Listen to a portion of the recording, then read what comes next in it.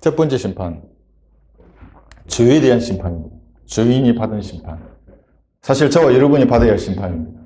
죄의 삭선 사망이기 때문에 누구나 받아야 하는데 하나님께서 죄인에게 쏟아부을 그 심판을 자신에게 쏟아부은 거예요. 그게 하나님의 사랑입니다. 사랑은 반드시 질투를 동반하지 않습니까? 질투가 없는 사랑은 사랑이 아닙니다. 반드시 질투를 동반합니다. 하나님도 마찬가지입니다. 우리를 사랑하시면 그 사랑에는 반드시 질투를 동반하는데, 물론 그 질투를 가장 완벽하게 보여주는 곳이 지옥입니다. 하나님의 사랑을 거부하면 그 사람은 그래서 지옥에 가는 것입니다. 이 땅에서는 물론 죄를 우리가 차별하지 않고 하나님의 사랑에 위배되는 삶을 살면 질투하십니다. 하나님께서. 두 번째 심판에서. 그래서 첫 번째 심판은 죄인으로서 받는 심판입니다. 이 심판은. 그 사실을 믿으면 구원을 받습니다. 우리가 받아야 할 심판을 예수님께 모든 심판이 이제 내려졌고 모든 죄가 용서되었다고 말씀하시는 그 하나님의 말씀을 믿으면 구원을 받습니다. 예수님께서 마지막에 십자가에서 말씀하시는 말씀이 다 이루었다고 할 때 그거는 끝났답니다. 피니시입니다. 더 이상 끝난 겁니다. 죄에 대한 모든 문제는 죄를 용서받기 위해서 인간이 행해야 할 모든 행위는 끝난 겁니다. 거기서 다 이루었다고 말씀하신 겁니다. 믿으면 구원을 받습니다. 죄인으로서. 그럼 자기가 죄인인 것을 시인하면 구원을 받는 것입니다. 죄인임을 시인하면 예수님께서 흘린 피가 그 사람에게 효과적으로 작용을 해서 죄가 용서되고 영원한 생명을 받는 것입니다. 죄인으로서 받는 것이고, 그 다음에 이제 아들로서 받는 심판, 자기 죄를 자백하는 것입니다. 고린도전서 11장에 나오는 심판입니다.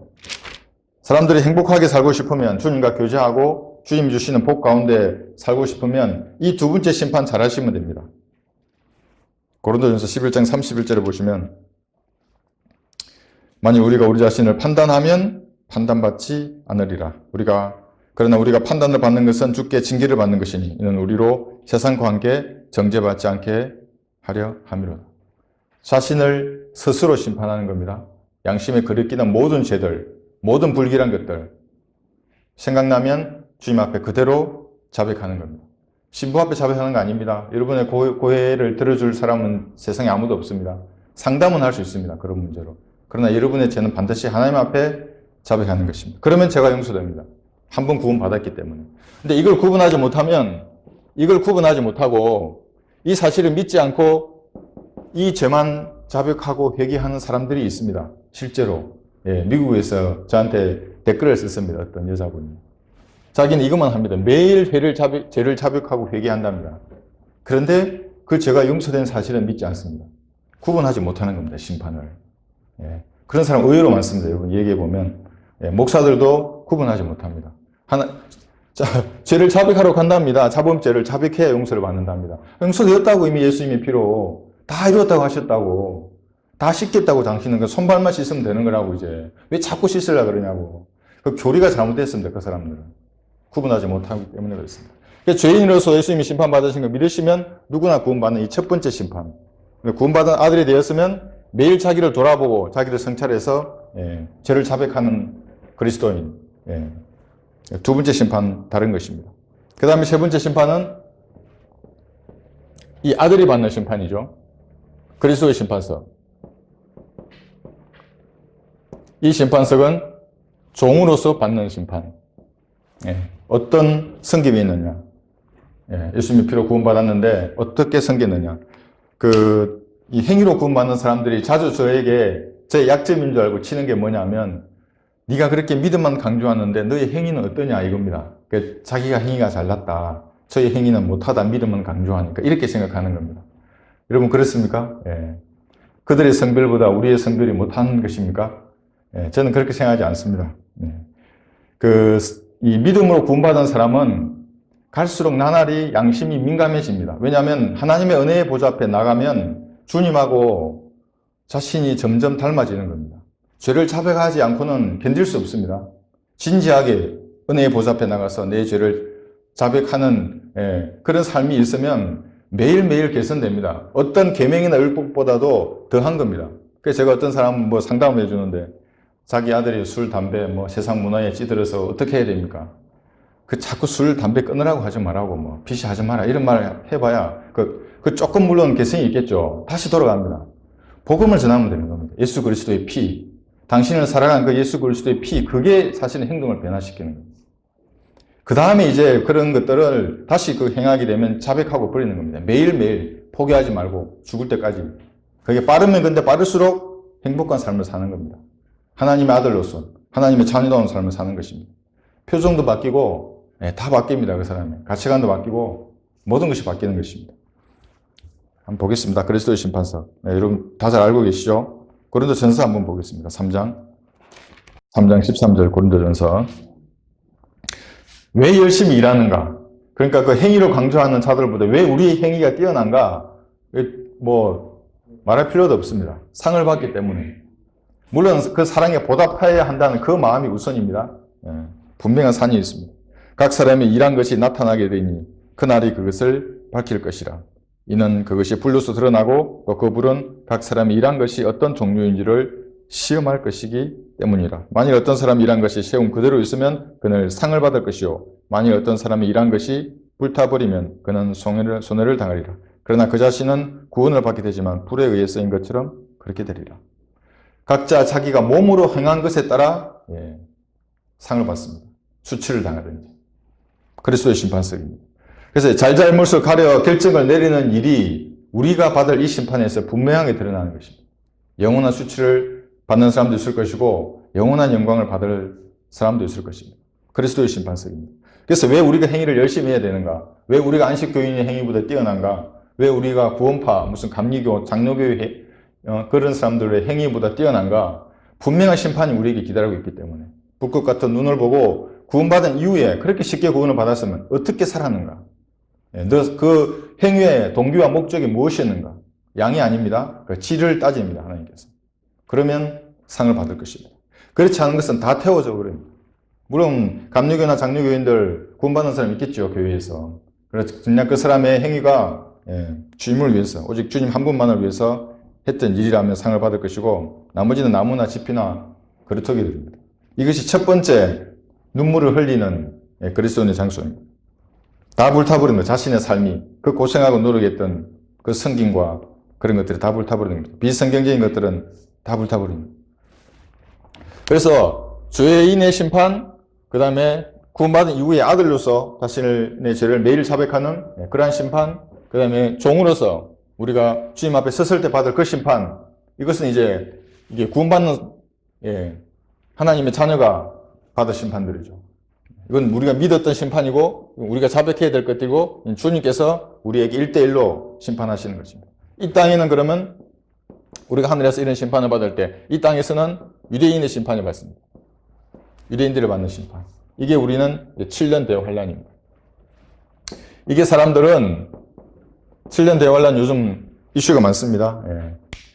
전염병이 얼마나 무서운지를 이제 보니까 이게 이 전염병이 만약에 공기 중에서 생존하는 기간이 뭐 36시간이 아니라 36주면 어떻게 되겠습니까? 36주면. 살 수 있는 사람이 없습니다, 여러분. 그렇게 되면. 더 치명적인 바이러스가 등장하면 인류가 어떻게 되겠습니까? 성경은 경고하고 있습니다. 그런 사이가 없고 있어. 대환란이 어떻게 이루어진다는 것이. 666 표에 대해서 사람들은 막연하게 생각했습니다. 근데 빌 게이츠가 한마디 하니까 이제서야 성경이 말씀하시는 것이 이루어질 것인가? 이제 이렇게 생각하는 것입니다. 대환란, 유대인들이 받은 심판. 이 심판 때 이제 지구를 멸망시켰던 그 존재들, 천사들이 다시 이 땅으로 내려옵니다. 한번 보겠습니다. 계시록 12장 9절. 이 천사는 그 에덴 동산에서 여자를 유혹했습니다. 6천년 동안 여러분 다윗도 이 천사가 이 신, 이 마귀적인 존재들이 다윗도 가늠하게 만들었습니다. 다 쓰러뜨려졌습니다. 지금까지. 이 땅에 놓으라면 무슨 일이 일어나겠습니까? 지구를 멸망시킨 그 존재들. 12장 9절 보시면 그리하여 그 큰 용이 쫓겨나니 그는 마귀라고도 하고 사탄이라고도 하는 옛뱀 곧 온 세상을 미혹하던 자라. 그가 땅으로 쫓겨나고 그의 천사들도 그와 함께 쫓겨나더라. 여러분 천사는 날개가 없습니다. 33살의 남자입니다. 잘생긴 남자입니다. 말도 잘하고 모든 이 유혹이 돼갑니다. 얘는 지구를 하나로 만들어버립니다. 그래서 씨를 혼잡하게 하는 것입니다. 씨를 다 섞는 것입니다. 그래서 성적인 물러남이 노아의 때도 있었고 이제 이때도 있을 것입니다. 지금 여러분 보셔도 그렇지 않습니까? 세상이. 우리가 휴거되고 나면 이 땅은 어떻게 되겠습니까? 하나의 시로 만드는 건데 민족의 경계를 없애버릴 것입니다. 종교도 하나로 만들 것입니다. 스포츠도 하나로 만들고. 그래서 세계 단일 정부로 가는 것입니다. 대환란 때.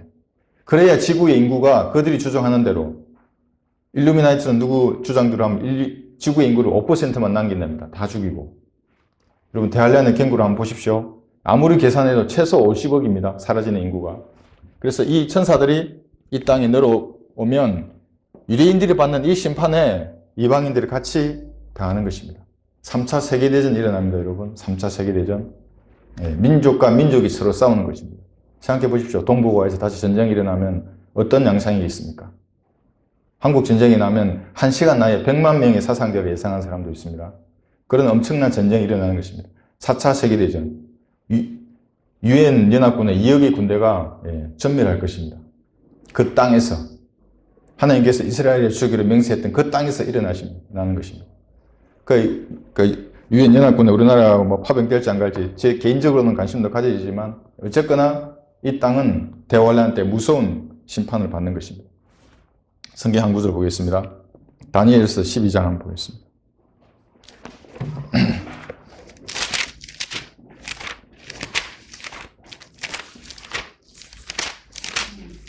사람들은 유대인의 이 심판에 대해서 잘 모릅니다. 제독교회들은 12장 1절을 보겠습니다. 다니엘 12장 1절. 이때에는 행위와 믿음이 포함됩니다. 구원 받을 때. 믿으면 성령의 동참자가 되는 겁니다. 행위로 끝까지 견뎌야만 그리스도께 참여하는 자가 되는 그 시대입니다. 우리 아닙니다. 우리는 이제 그리스도의 심판석에 위에 올라가서 예수님하고 1대1로 마주보고 있을 것입니다. 땀을 뻘뻘 흘리면서 변명하고 있을 겁니다. 너 그때 왜 그렇게 했어? 이렇게 질문하시면 답변해야 되는 것입니다. 왜 순종하지 않았어? 예수님 앞에 직접 여러분이 답변해야 됩니다. 그때에 미카엘이 서리니 이는 내 백성의 자손을 위하여 일어나는 위대한 통치자라. 또 고난의 때가 있으리니 그것은 민족이 생긴 이래로 그때까지 결코 없었던 것이라. 그때에 내 백성이 구주될 것이니 곧 그 책에 기록되어 발견될 모든 자들이라. 민족이 생긴 이래로 결코 없었던 일이 대환란에 일어납니다. 그런데 안식교인들은 이게 AD 70년 예루살렘의 멸망에 이 말씀을 적용해가지고 이미 이루어졌다. 그렇게 말하는 것입니다. 아닙니다. 일어날 것입니다. 이제 잠시 후면 대환란이 발생하면 이 땅에 일어나는 것입니다.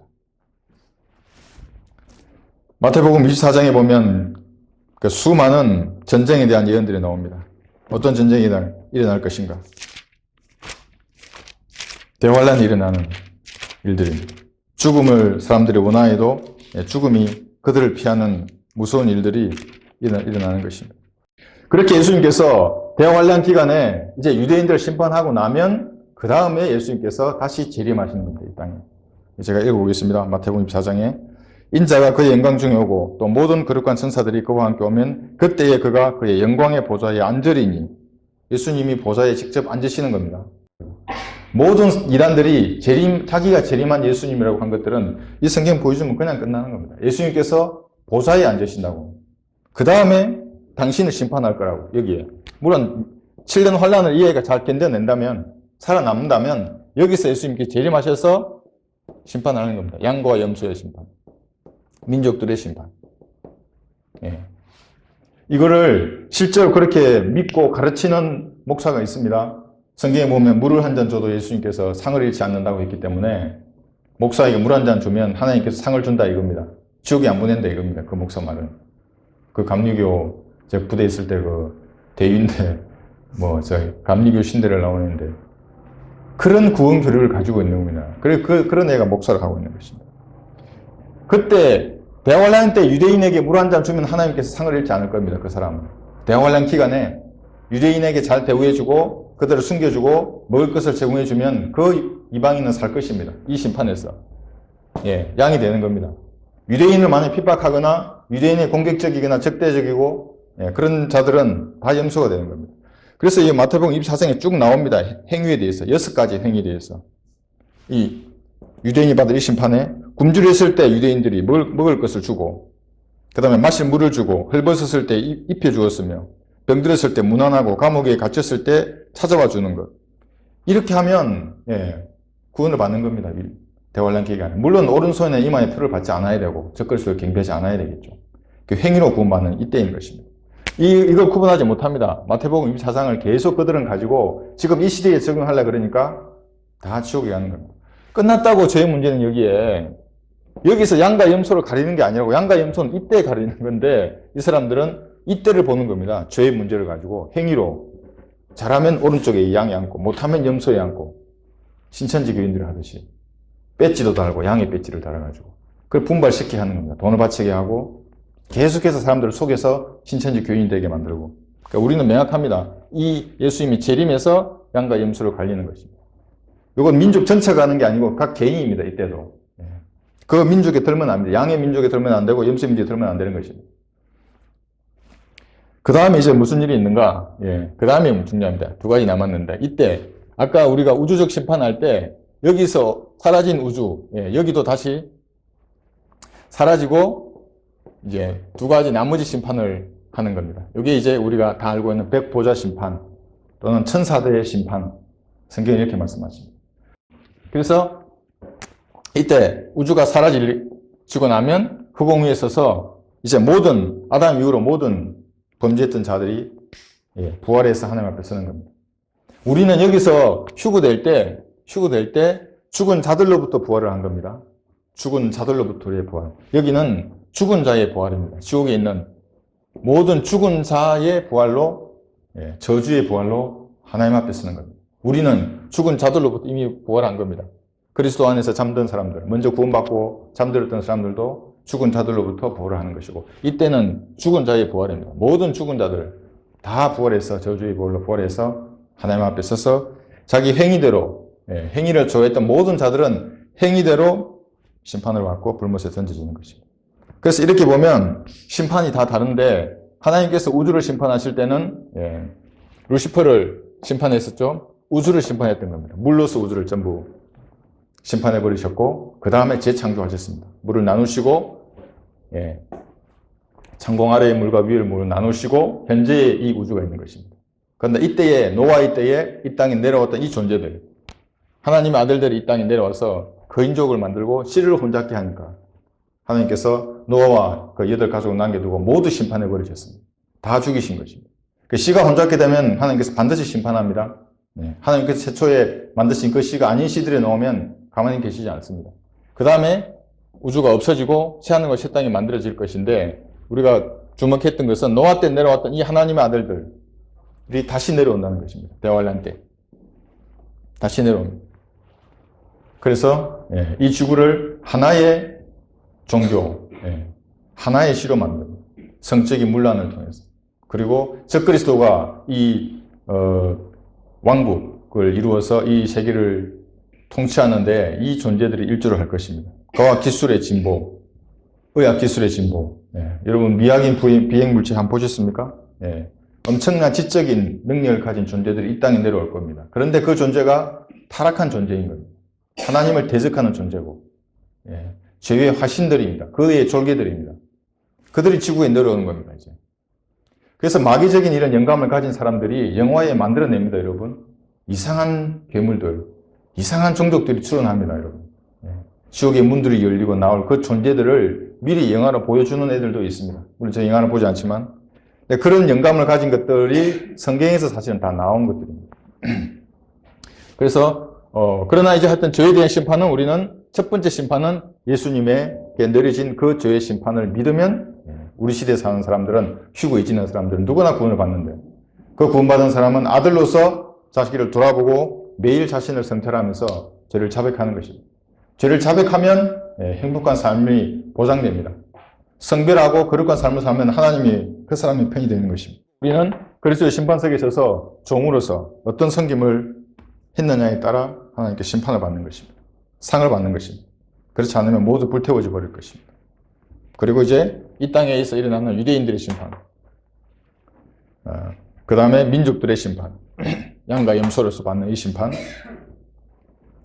그 다음에 마지막 백보자 심판과 마귀들이 받는, 천사들이 받는 그러한 심판이 마지막에 있고, 이제 새하늘과 새 땅이 창조되는 것입니다.